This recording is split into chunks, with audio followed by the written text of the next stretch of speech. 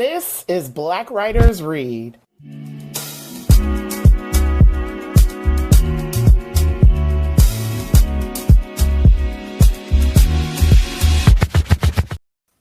Good evening, everyone. Thank you all for joining me today for episode 23 of season 6 of Black Writers Read. My name is Nicole Young Martin, and I'm the founder, producer, and host of this series.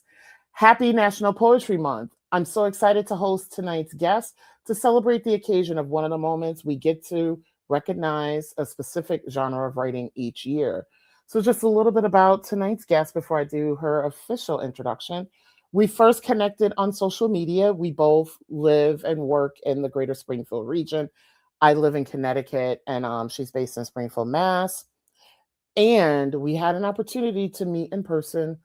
We did an event a couple of months ago, a tribute to Nikki Giovanni on the occasion of her last book that was released posthumously. This was an event hosted by Olive Tree Books and Voices in Springfield, Mass. Actually, I had on another guest a couple of months ago, Dr. Boz, who was at that event as well. And so I'm even more excited to host tonight's guest because I had an opportunity to hear her read. And I'm like, I need others in the world to hear her work as well. So let's get started. Black Writers Read showcases, celebrates, and honors the words, work, and traditions of Black writers from across the country, across genres, across experiences, and across the African diaspora. Black Writers Read is a behind-the-scenes conversation into the craft and what it means to create as a Black author in today's society. Since starting the series on Juneteenth in 2020, we've hosted over 100 writers. Today is our 101 guest, representing over 15 genres from 6 countries and 28 states. Our platform includes the live stream interviews, the audio podcast, book clubs, and curriculum integration assistance. Find us online at blackwritersread.com. Today, we welcome Amiya Phillips. Amiya Phillips is the author of the recently self-published poetry book, The Heart of the Mat, which showcases her wrestle with anxiety and how God's divine presence steps in. She has had other pieces of her work published, included in the 2016 autumn publication of A Celebration of Poets. Amiya is a native of Springfield, Mass., and graduated from Worcester State University in December of 2021 with a degree in psychology. She is currently working on obtaining her master's of social work so she can work with diverse communities to improve their mental health. Tonight, we'll discuss The Heart of the Mat, the spiritual wrestling with anxiety and how God always shows up. Released in July of 2025, The Heart of the Mat is an unfiltered collection of Christian poems. It highlights the spiritual wrestling between anxiety and faith. Through soul-searching, heartfelt reflections, Amiya Phillips invites readers into her inner strengths where weakness meets God's perfection. This book explores the emotional and spiritual connection we have with God. In wrestling, the center of the mat is where the real action happens, which is why I absolutely love the title.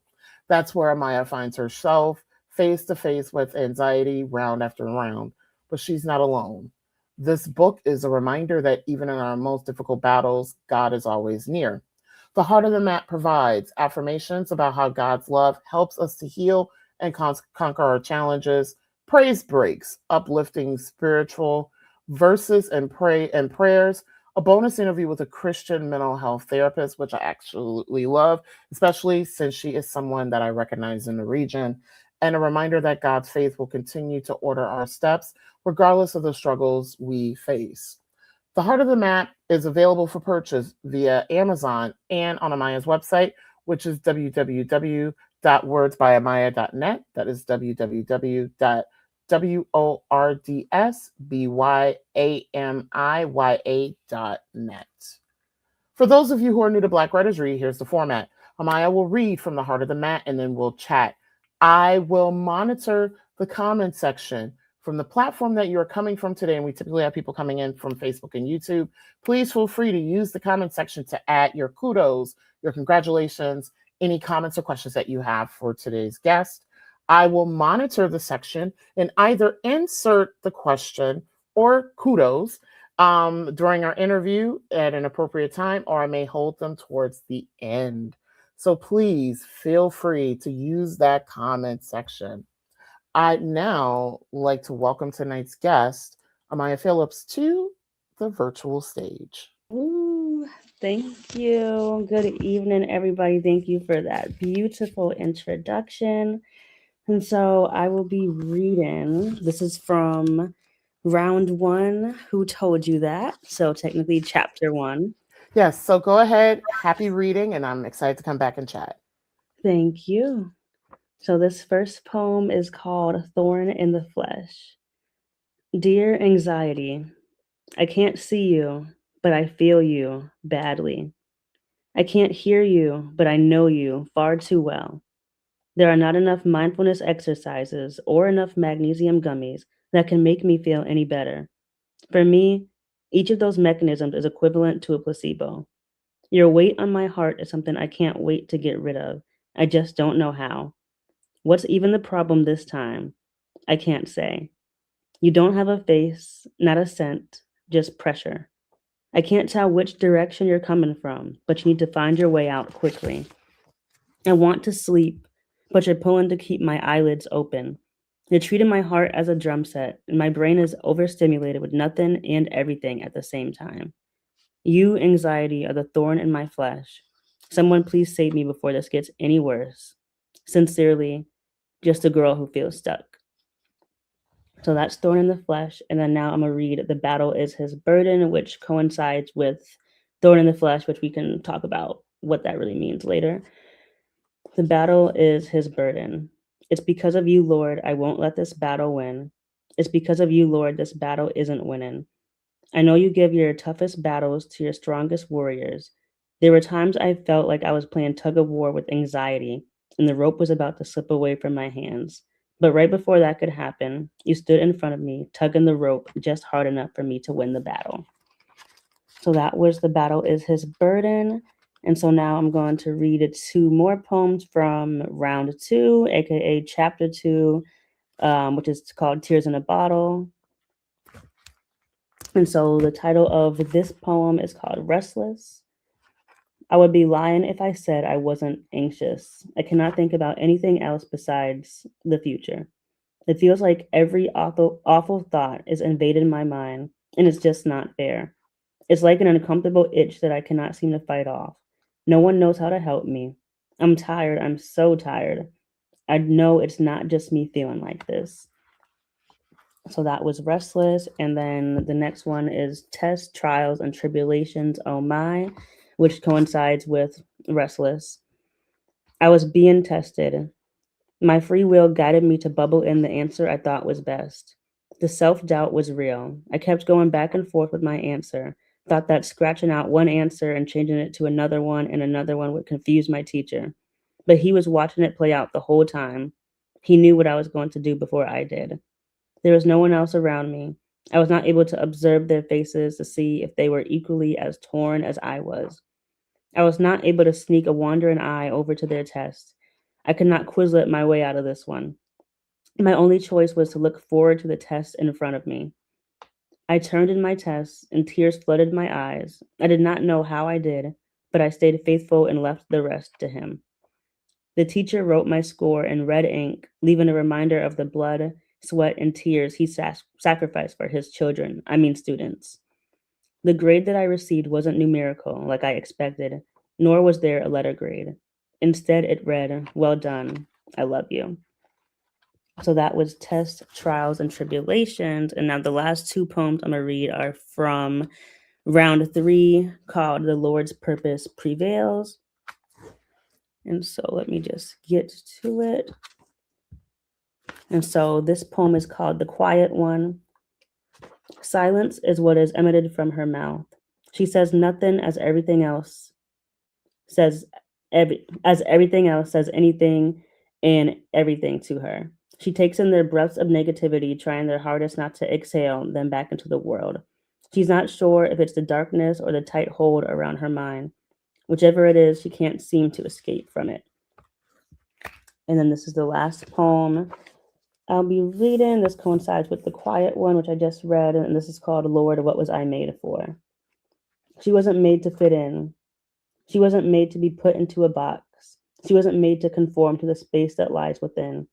She was told that it was a rarity to not want to compromise her values for a four-sided box that others were used to occupying. She wasn't made for suffering in spaces where she wasn't called, which allowed her to reject calls from the world because she wasn't made to answer to anyone except God. Sometimes she felt as if she owed everyone some sort of reasoning for her actions. She didn't. She and her Lord knew she did not.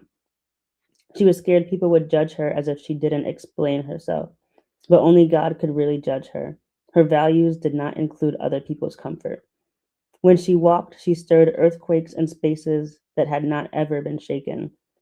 However, her walls stand firm and continue to protect her from the world.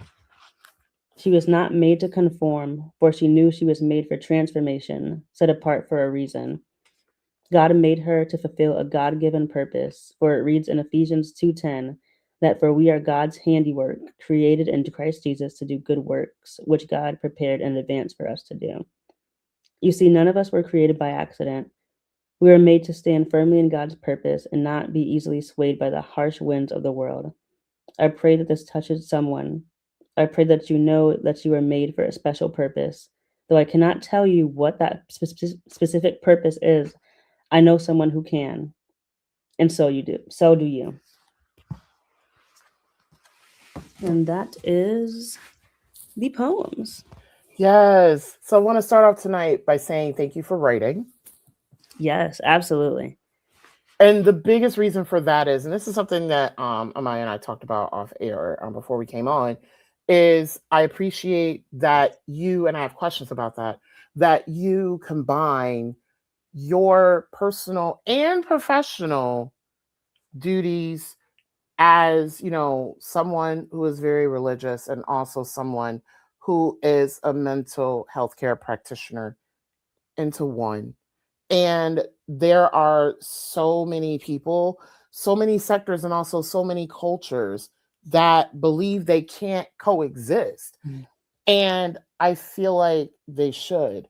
Also, too, the other thing that I love about your work is how to put this. I've heard, and I'm not like I believe in God and things like that, but I have, and it's a whole other episode.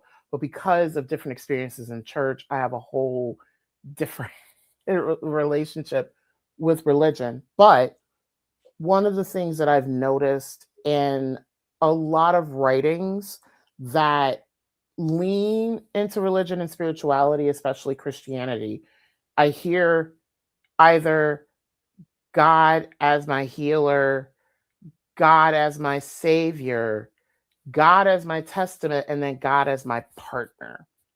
And one of the things I love that your work does is God is your partner. Like, God is someone who you integrate into your life. You don't necessarily rely on him. You're like, hey, I'm having this struggle.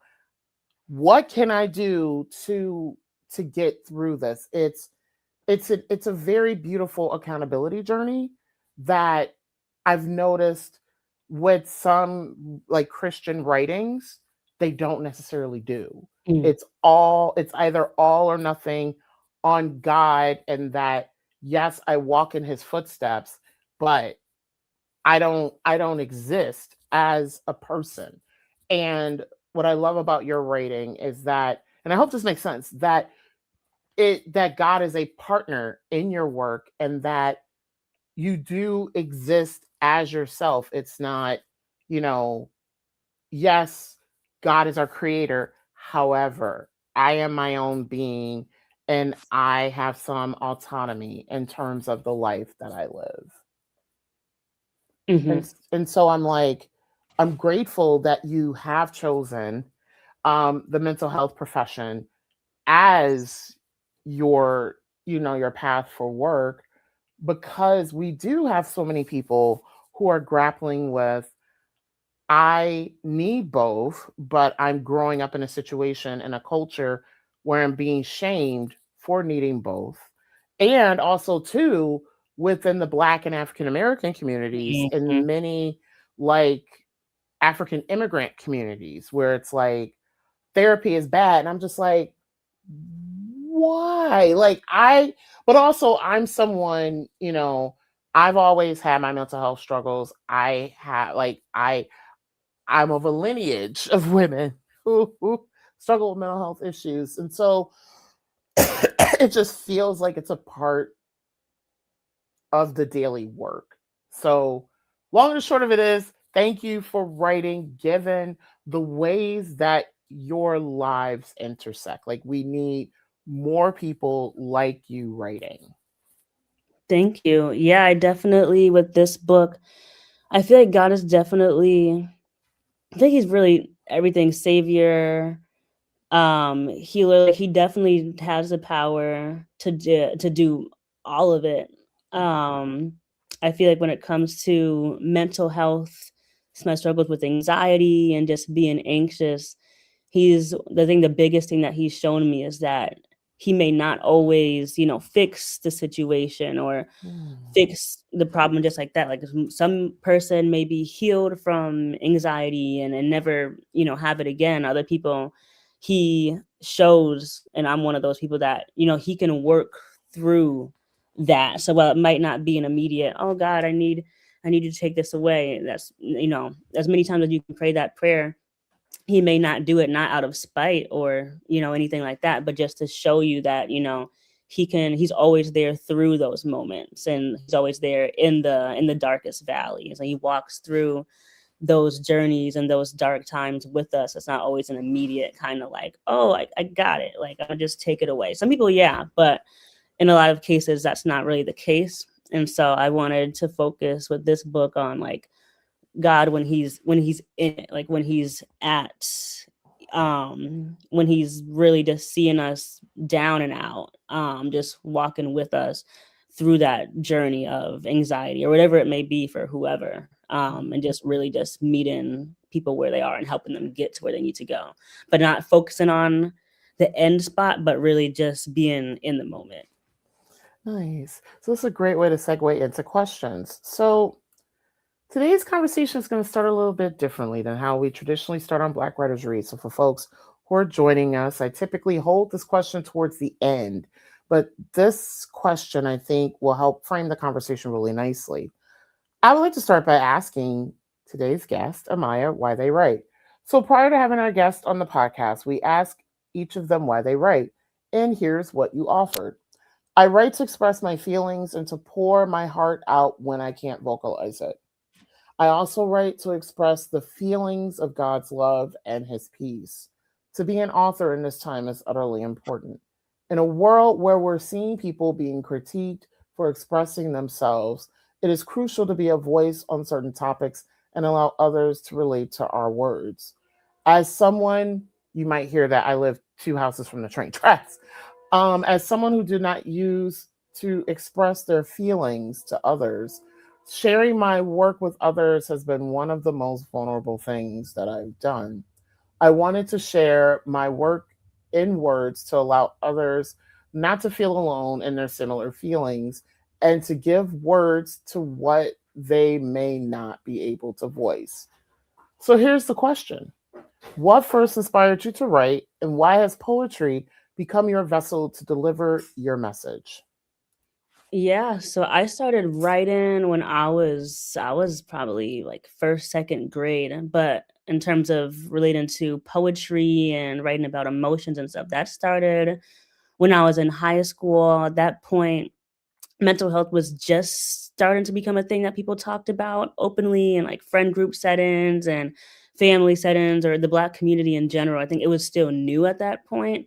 When I was facing moments of anxiety or sadness or anger, I didn't know how to really vocalize it to people. I didn't know how to put it out there in words. I was just usually the quote unquote strong friend, like always happy, which is true for the most part. But, in those times when, going through times of sadness or being anxious, I just didn't know how to really communicate it. And so I felt like writing poetry was one of the main ways that I could really just get those feelings and thoughts. I feel like with poetry, there's such like a beautiful thing about vulnerability, and I feel like poetry was really what helped capture those moments of just being anxious and vulnerability. I read a lot of Maya Angelou growing up, and so I think that also was an inspiration to like, oh, like she said this so profound and so pretty. Like that sounds nice. And so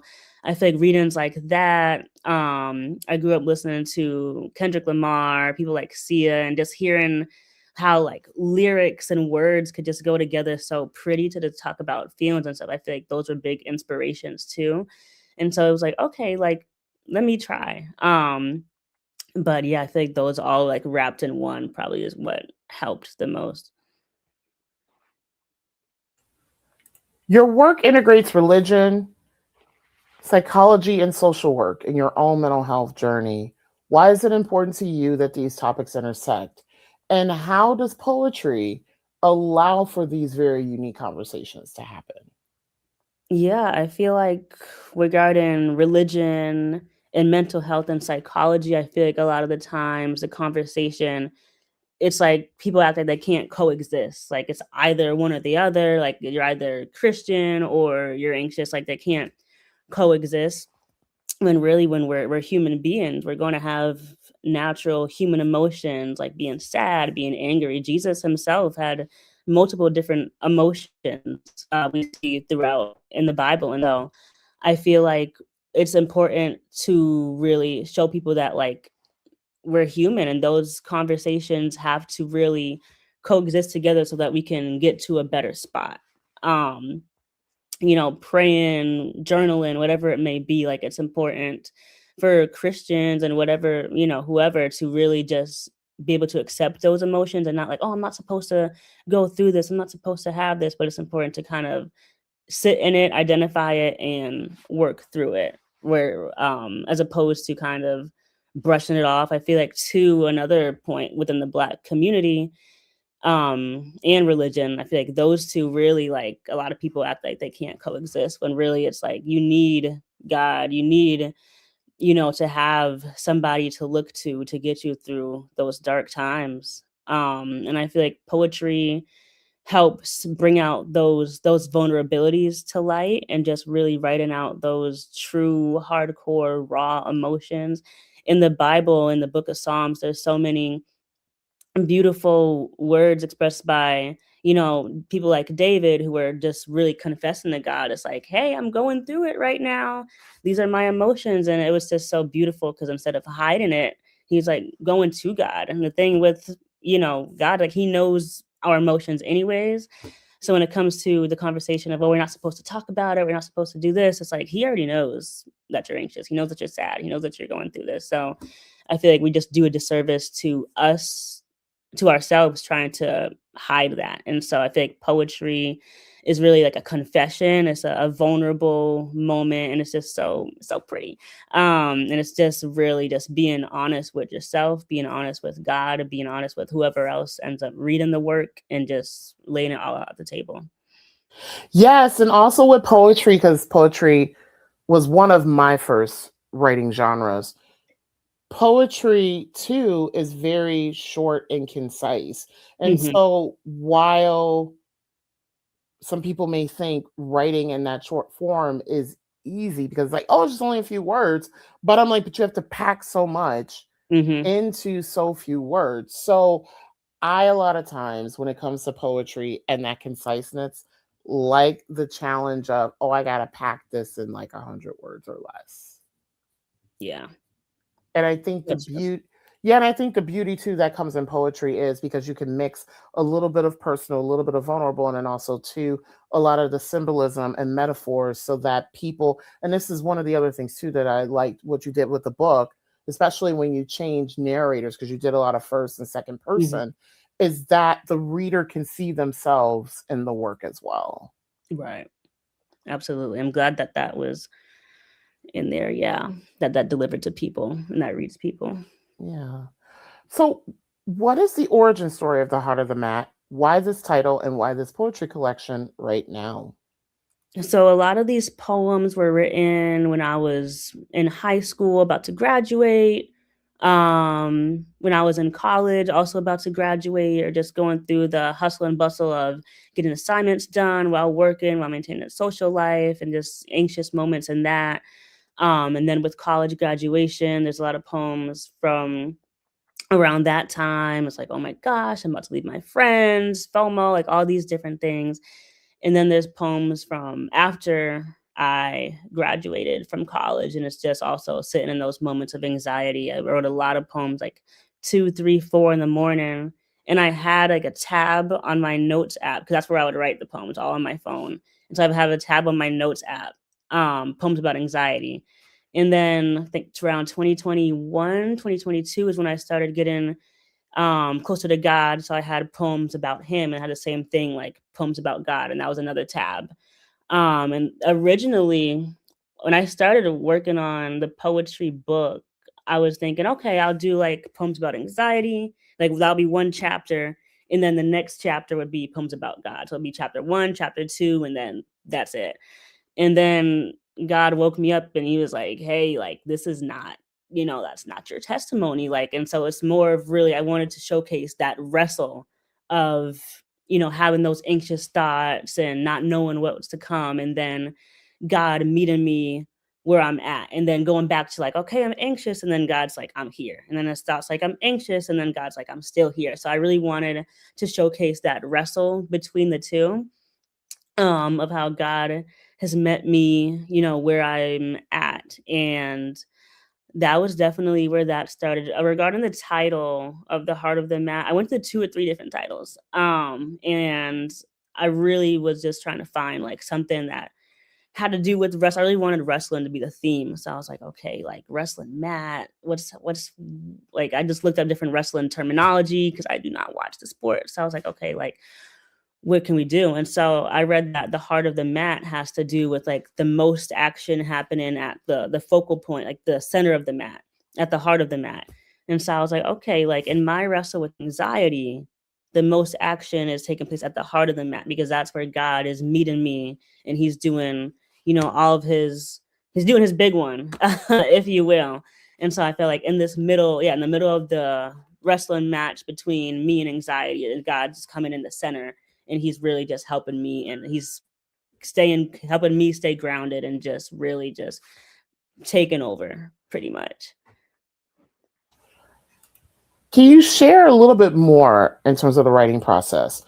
When it came to writing the poems that are a part of The Heart of the Mat, what came first, your own words or the specific Bible passage you cite along with the work? And then how did you select the poems that went into the collection? Yeah, I would say definitely what came first was my own words. So I just wrote and wrote and wrote. The poems about God, some of those I would just also wrote and wrote and wrote, and then I would go into scripture and being like, okay, I feel like there's a scripture verse here that ties into this poem. And then there are some poems that are centered on scripture verses. So they kind of go back and forth. But definitely for most of them, it was definitely the words that came first.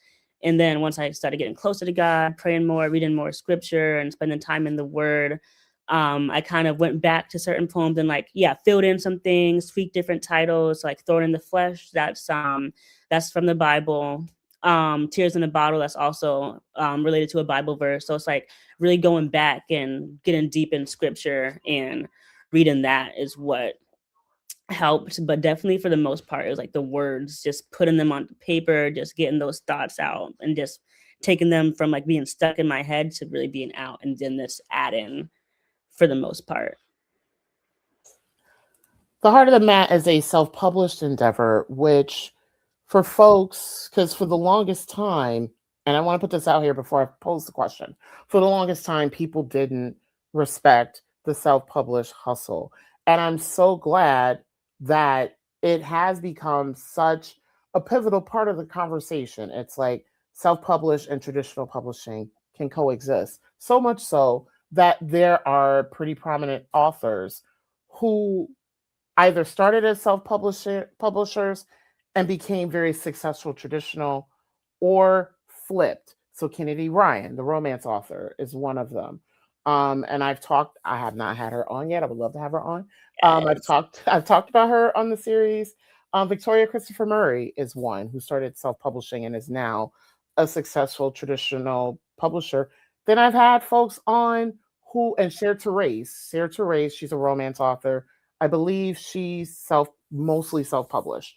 And then there's authors who went traditional to self-publish, Reese Ryan, romance author. So I love that the conversation has changed. It's not self-publishing is no longer, oh, you couldn't get published, so you're doing it this way. Self-publishing is now a very active choice, and a lot of people are making this particular choice.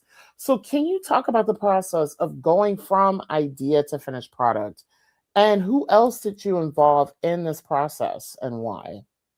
Yeah. So when I first started thought of the idea of publishing a book, I was really thinking about a children's book. I wanted to write a children's book.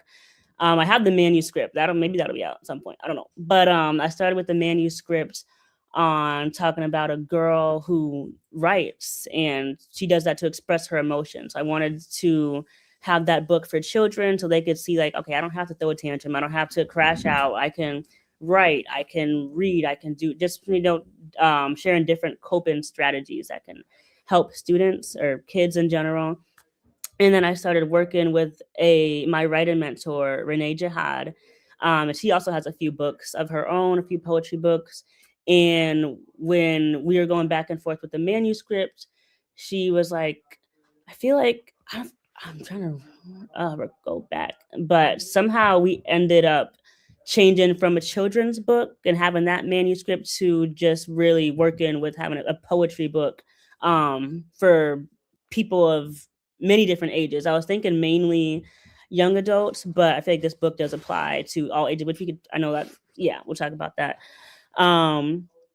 But yeah, we were working through the poems and we were selecting different ones that kind of related to the whole purpose of the book. So going through those notes in my phone, poems about anxiety, poems about God, most of them did make it into the collection. There are some that I just left out, but I really wanted to focus on the ones that were kind of really just deep, really vulnerable. Even in the moment, I was like, I don't know if this is too real. It needed to be in there. And so we chose poems based off that. And we had Zoom video chat a few times throughout the month. And we would just kind of just go really tweak the poems, not too much. I didn't want to tweak them a lot, but just tweaking them to make a little more sense to readers. Because while it made sense to me when I was writing them, just making sure that the average person is like, okay, I can understand, I can relate. And so she helped me a lot with formatting. So making sure the margins were right, making sure the sizing was good, making sure all of that was presentable, looking good. And so then I went on this website called Fiverr. I found somebody who proofreads, does editing, things like that. And I also found somebody to do a book cover design. And so they sent their work to me. And then me and Miss Renee kind of went in Canva Pro, and we kind of tweaked some things just a little bit. And same with the person who did the proofreading and the editing, just looking through the manuscript. And we just kept looking through. And we published through Amazon KDP. So before you publish, they give you proof copies of the book. So I went through like 5 or 6 different copies of that, making sure everything looked right, making sure the spine was good, everything was centered, and that the interior itself was good. So just finding those like last few edits. It's kind of just a lot of editing, a lot of formatting for sure when it comes to self-publishing a book. And then we ended up, it was published July of last year. And so after going through all the rigorous steps of formatting, editing, adding commas, taking out commas, that's what led it to publication. And even before that, I was like, okay, I kind of want some prayers in there, some scriptures that can also relate to these poems, help people kind of, have some prayers in their back pocket. And once I was kind of close to done, I feel like God was like, there needs to be a little more. Miss Renee was saying it too, but I was like, girl, I'm tired. But then I feel like God was like, there needs to be more. And so it's like he dropped the idea of meeting with a Christian mental health therapist, Mrs. Zeta Govan. And so I was like, I just feel like there needs to be some sort of interview in the back. And so I met up with her, asked her if she was, willing, and we did a Zoom interview. And so, yeah, I put that in the back of the book for people to read, and where we talk about misconceptions with anxiety, seeking a therapist, why it's important, and things like that. And so after that, then the editing, the formatting, all of that, and it was able to be published. And yeah, so Renee Jihad was a really huge help in this process. Like, I would have been so lost if she was not there. The people from Fiverr, definitely Mrs. Zeta Govan, and I also had I had a few people do like a little beta reading. So I had one of the ladies, Miss Ella from my church, she beta read because she also is an author herself. And then I had Regine Jackson, who's an author and poet, write a few words for the back of the book. My pastor, Dehaji Wright, also, I had him read a few poems, and he wrote a little bit up to put on the back of the book. And then lastly, my parents also contributed to, and they put a little words too for the back of the book. So yeah, there's definitely a lot of hands. I've had friends beta read, also family members, before it was put out. And so yeah, there's definitely a lot of contributions for sure. Which I want to shout out your parents, because I had an opportunity to meet your parents, and like they are like your biggest cheerleaders. Absolutely. And people don't realize like how much excuse me, how much community is so important in this process. Because yes, Hmm. writing can be very solitary, but the business of writing, getting the book done, it takes a village. And I just Hmm. love, like at the Nikki Giovanni event at Olive Tree Books and Voices, talking with your mom and your dad, like just the stories they shared, how much they respect you as an author is Hmm. huge. So I feel like they respect you not only because you're their child, but they really respect your hustle. Absolutely. I Yeah. used to talk about becoming an author and writing my own book for years before this was even an idea. And so I feel like they definitely, yeah, they were there throughout the whole journey of me becoming an author, me talking about it, and get into it to the point where we can literally hold it now. It's great. And so I think they definitely saw it coming for a while. So to be able to actually have it like a physical copy of it with their names on it is it's nice. Yeah, that is really cool. So I want to add a question that I did not send you before, and I think this is really important to kind of talk about. And then I have a couple more questions left. So in your reading, you mentioned that there are some poems that relate to others and unique titles for Hmm. poems. So can you talk a little bit about how those poems connect, and then why those particular poems connect? Yeah, so with the first two, let me go. So in round one, who told you that? And I said round one, aka chapter one, because all the rounds, round one, round two, round three, those are all really chapters. But I wanted to keep, because I guess with wrestling matches, there's 3 different rounds. And so I wanted to keep it with that themes, like round one, who told you that? Round two, and so forth.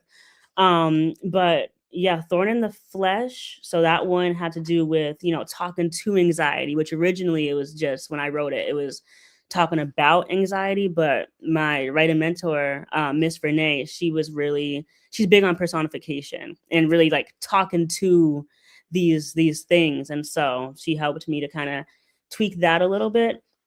But yeah, with this poem, it's really talking to anxiety. I can't see you, I feel you, and that sort of stuff. And then the next poem, The Battle is His Burden. It's kind of, yeah, they go together because that one is anxiety, talking to it. And then this one is about Jesus and those burdens like anxiety, where he doesn't let us, you know, lose the battle.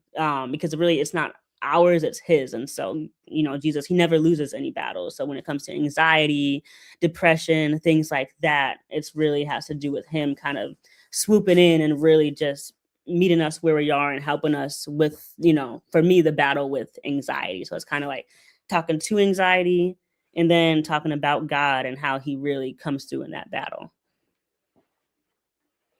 Nice. Thank you for that. The Mm-hmm. heart, and speaking of, there's a great segue into this question.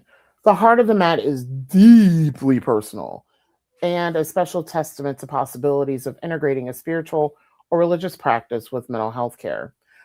I really appreciate the metaphor of the wrestling match, as there will always be a winner and a loser, along with a coach supporting each competitor on the mat. Who is your ideal reader of the heart of the mat, given all of that, and why? Especially now that I have the little nugget of you originally wanted to write a children's book. Mm-hmm. Yeah, definitely a lot of changes. But the ideal reader when I was writing it, I was thinking young adults because I feel like this conversation is just so important for young people, specifically like young adult Christians who may, have grown in these spaces where you're told, you're not supposed to be anxious, you're not supposed to cry. These aren't normal feelings, these aren't whatever, right? These aren't accepted in church spaces. So really just helping Christian young adults to see that, like, hey, these feelings are real and God helps us through all of that. um but I realized over time that like anxiety, everybody has some sort of battle or wrestle with anxiety or mental health struggles. And so this book ideally is for young adults. It's for, children who might be maybe a little more mature to handle the topics in here. um Regular adults, like middle age, older adults. I did a book sign-in at my church a few months ago, and after that I got a lot of feedback from people of all ages, people twice my age, three times my age, being like, hey, my daughter, she has wrestled with anxiety. This book would really be good for her. Or, hey, I have wrestled with anxiety. Or my mom, my dad, my daughter. And so I definitely had people from all walks of life really appreciate the book and the vulnerability of it and talking about anxiety in Christian spaces, right, in church and, secular spaces.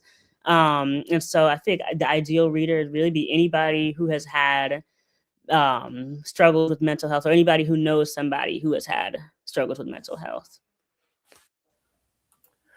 What did you learn about yourself while working on the heart of the mat?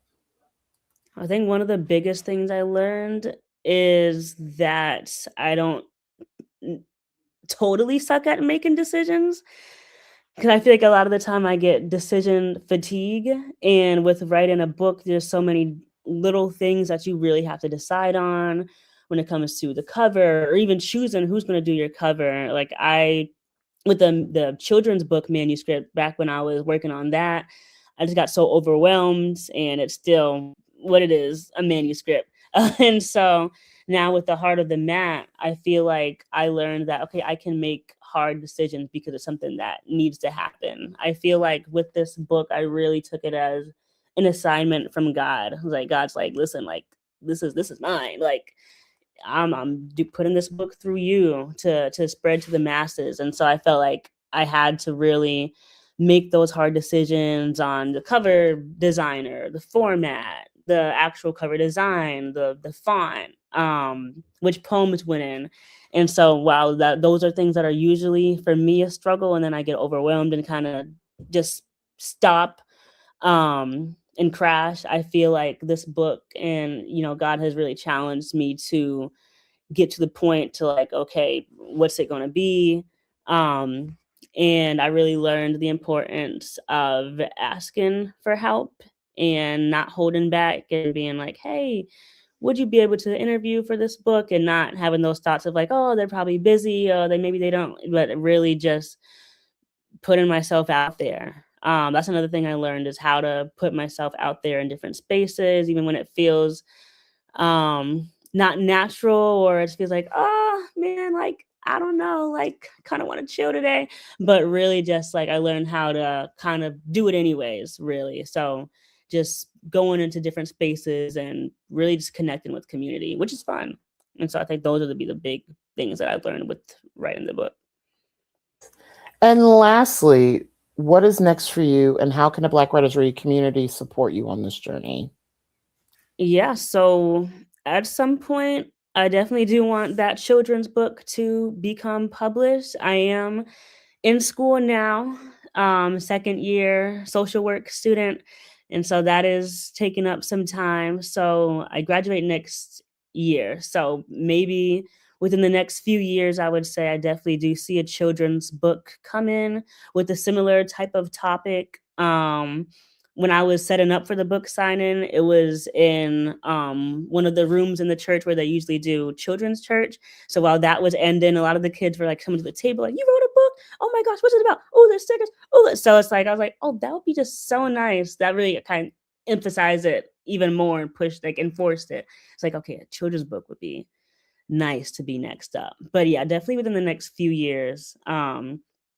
And definitely what's up next is finishing school and just, yeah, seeing what happens after that. Continue to work in mental health spaces and just continuing to put myself out there, different vendor and opportunities, different spaces, and talking about, the importance of mental health and being vulnerable and how God meets us where we are. And as far as, Black Writers Read community, definitely if you guys are willing to, shoot a follow, I am on Instagram, I am on TikTok at amiyaphillips.author. And so yeah, the book is available. It's on Amazon, it's on TikTok shop. It is, and I do have a website too, which was mentioned, wordsbyamaya.net. So yeah, and definitely just, sharing posts, anything like that, are helpful too. And just spreading the word. And review the book, review the book, review the book. When you Yeah. buy it, go back to the site that you bought in.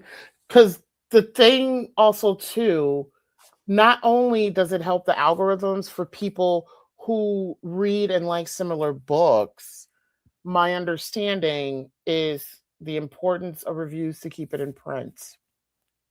Mm. So, Yeah, y'all. reviews do help. Reviews do help a lot. Mhm. Another thing too, I also am working on doing like a book sign-in at a Barnes and Noble. Um, so I'm just waiting to hear back from them. But yeah, definitely a lot of things coming. I'm staying busy for sure. But I feel like with poetry, I feel like there's just such wonderful conversations come out of it regarding, like I said, people talking about their own mental health struggles and what's going on in their lives. And it just really helps people to become vulnerable and to really like sit with themselves and also share with others and kind of create that community, a space of networking, a space of really just support, building support systems. And so hopefully with the next few endeavors that can continue to happen. Yeah, and I also want to shout out Regine Jackson. I love that she had an opportunity to be a part of this book. She was on Black Writers Read, maybe, was it season 3? For folks who are watching and who are new, I'm now in season 6. So keeping up with the platform, Oh. like offhand, I'm like, what? And Amiya is my 101 guest. So I'm like, where was Regine on? So if folks are interested in hearing Regine's episode, you can either watch it or I'll put a link to listen, because also it's available on the audio podcast in the description box from where you are watching from, for folks who are watching from YouTube.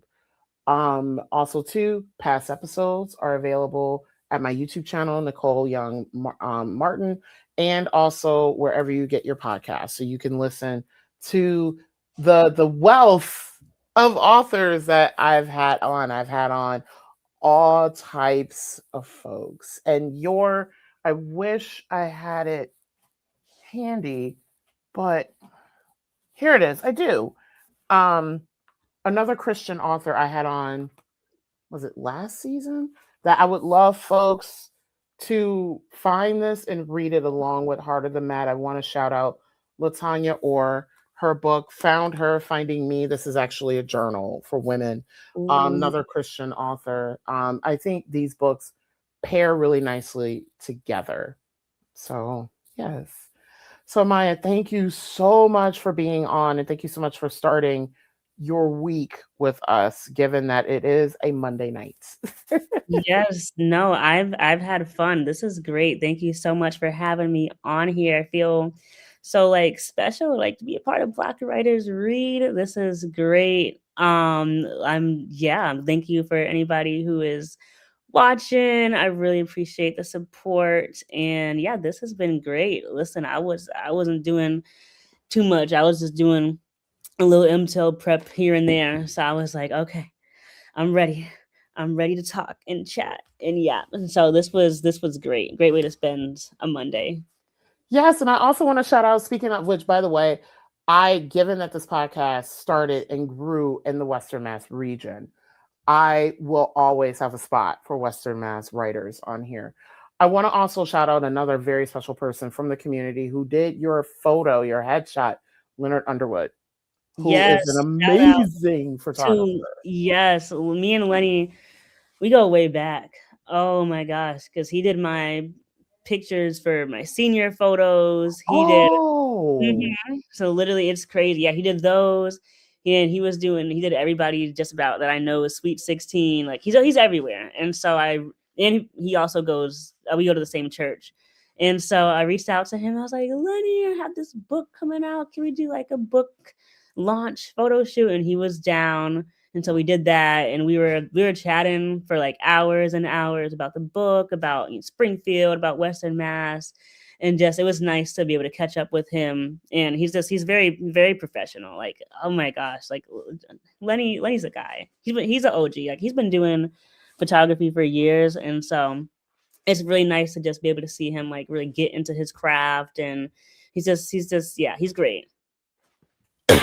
yeah, the Springfield community is so special. Like Mhm. I for folks and for you, I live in Windsor by the airport in Connecticut, but we hit the Western Mhm. Mass border to where I still work and create in Western Mass, and it's still, and I've been in the region now almost 20 years, and it's a very special place. So much so, like Springfield, I joke about this. Springfield reminds me so much of the east side of Detroit, and that I say which so much. Okay, my cohorts are finally barking. Um, because they've been quiet this whole time. I Aw. I say this with so much love and affection because the east side of Detroit, and I'm from the west side of Detroit, so this is a lot. East Siders hustle in a very special way, and they gather around community in a very special way. And every time I'm in Springfield, I'm like, yo, like it feels like home. Mhm. So Springfield is a very special place in Western Mass. Absolutely. Yeah, the community, especially like within the arts community too. Yeah. And people, it's not hidden, but it's like not talked about a lot. I think it's growing more. We're seeing more poets come to light. We're seeing more artists, songwriters, singers, dancers. I think those spaces are like really developing more so now. Which Graphic is cool. artists, Mhm.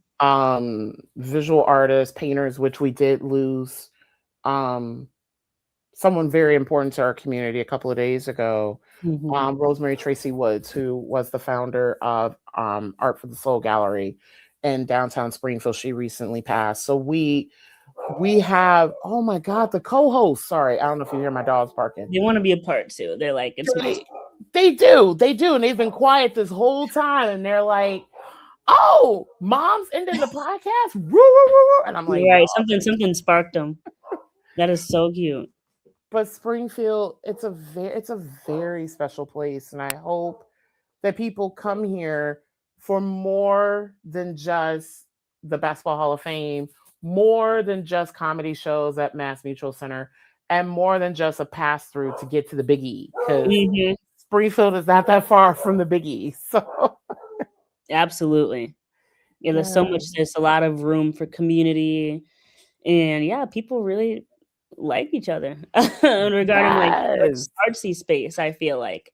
But even in general, I feel like, there's a want for more community. There's a want for more a sense of belonging. And so I feel like slowly but surely, it's Yeah. definitely, it's coming. It's coming.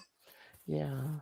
So Maya, thank you so much for being on this evening. I'm actually gonna take you off the wrap up, and if you can stick around for just like a couple of minutes after the ending, that would be awesome. Absolutely. Yes. And thank you for having me. Yeah, thank you so much for being here this evening. So thank you all for joining me for episode 23 of season 6. I'll be back on Sunday, April 19th at 3 p.m. Eastern Time to host John Zell Anderson to discuss his debut memoir mixtape. And speaking of, I want to shout out another Springfield person, Emily Rumble. She's a social worker. She was on the podcast with Bibliotherapy in the Bronx a couple of months ago. I just posted it to the audio podcast. She is how I got introduced to John Zell, and so I'm very excited to have him on next weekend. Support Black Writers Read by subscribing to my YouTube channel, where many of you are joining us from today, or subscribe to the audio podcast, which is available on Apple Podcasts, iHeart, Spotify, and Amazon Music. And while you're there, please drop a review. As the algorithms, it makes it easier for people to find me. Also, your feedback helps me to curate the series.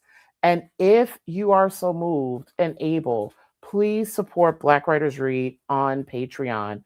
We're on Patreon under Black Writers Read.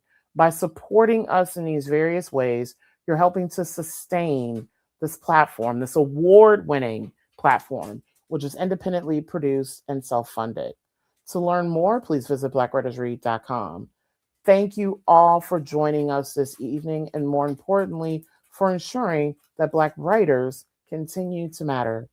I'll see you next week.